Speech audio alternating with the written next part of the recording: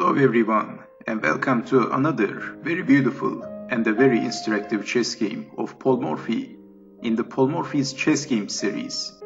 And once again, Paul Morphy's opponent is not a well-known player, and there is also zero information about his opponent. And Paul Morphy is playing with the white pieces, and his opponent is Frederic Hyman Lewis. And this game was played in 1858 in London, England.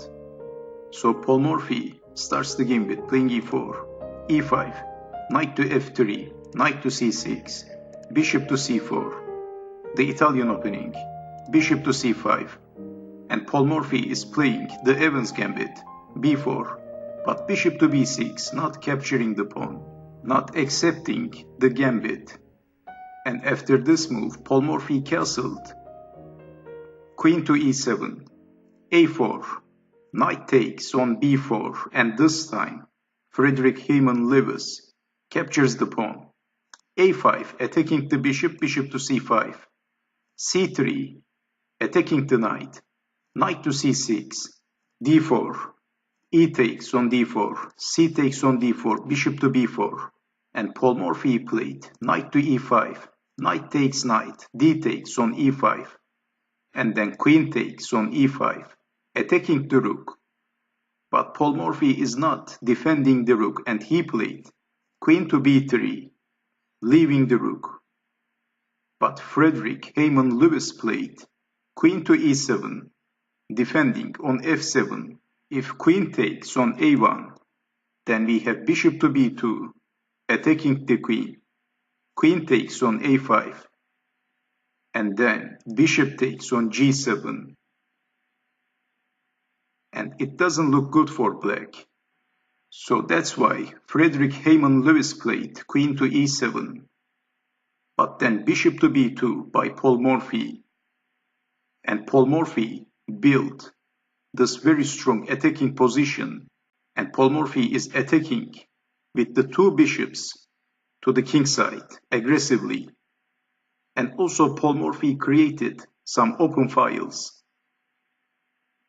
and he is hoping for some attacking opportunities with the rooks, a typical classic Paul Morphy style chess game. Lots of open files, developed pieces, and sacrificed pawns. So we have knight to f6. Paul Morphy played knight to c3, bishop takes on c3, queen takes on c3, and also Frederic Hyman Lewis castled. Paul Morphy played rook from a to e1, knight to e8, f4, queen to c5, check, king to h1, and then d6. Well, if something like knight to f6, then bishop takes on f7, and that's a discover attack to the queen. So rook takes on f7, and then queen takes queen, and black needs to resign. So d6, defending the queen.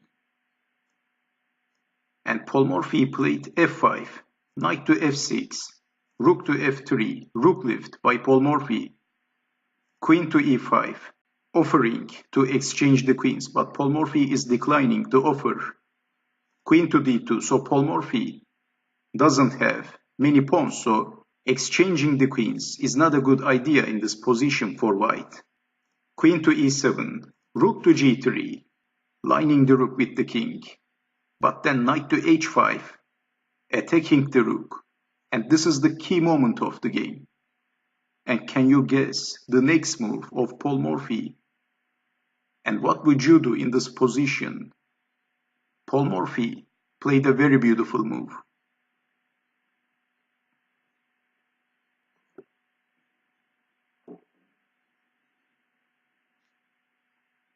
And if you are ready, I'm going to show you the very beautiful move that was played by Paul Morphy. Well, Paul Morphy played f6. And Frederic Hyman Lewis happily captures the rook, knight takes on g3, and that's check. So there is no time for capturing the queen.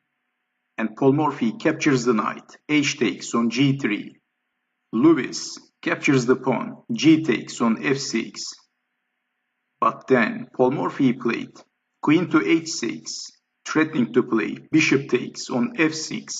So there is no defense, and Hyman Lewis played queen to d7, and Paul Morphy played queen takes on f6. And black needs to resign. How to defend the checkmate threat?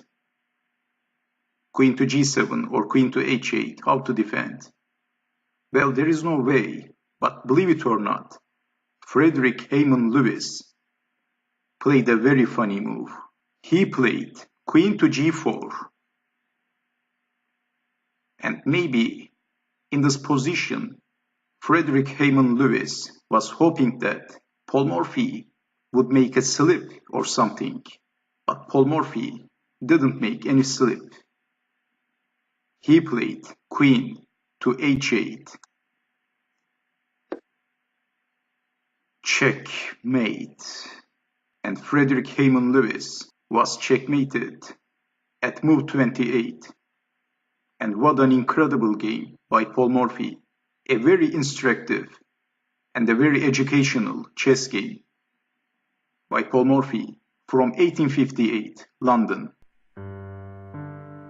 And I hope you have enjoyed watching this video, and I hope to see you next time. Take care.